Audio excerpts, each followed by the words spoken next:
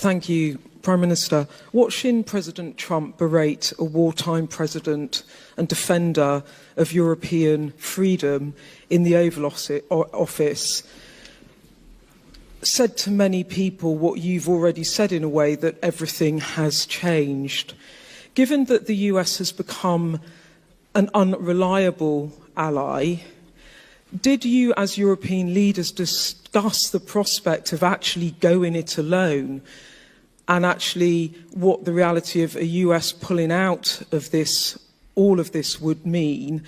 Do you think you really do need the US? And if you do you think the coalition of the willing will be enough to bring President Trump back around? Thank you.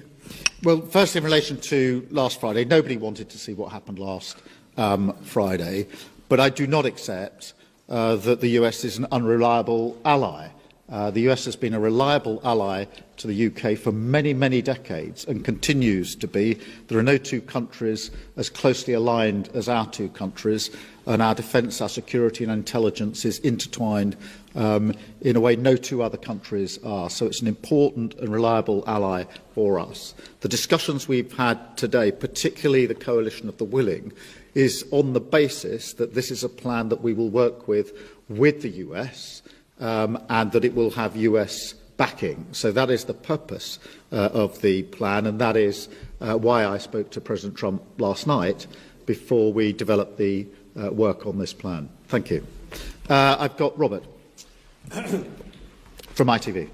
Hi, Robert Pearson, ITV. I want to sort of put to you what will be on the minds of millions of British people.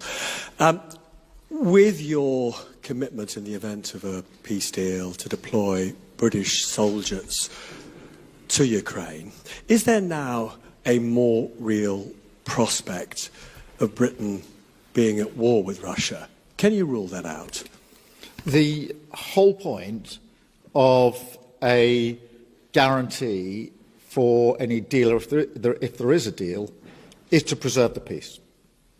And if you want to preserve the peace, you have to be prepared to defend the peace. So the reason I've been forward-leaning on this is because I want to avoid conflict, because I do not want conflict in Ukraine, in Europe, and certainly not in the United Kingdom. I want stability in the United Kingdom. The way to ensure that stability is to ensure that we are able to defend a deal in Ukraine, because the one thing our history tells us is that if there is conflict in Europe, it will wash up on our shores.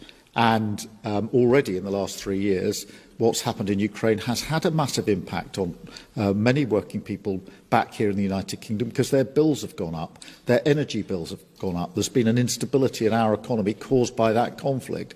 So we are not unaffected by it.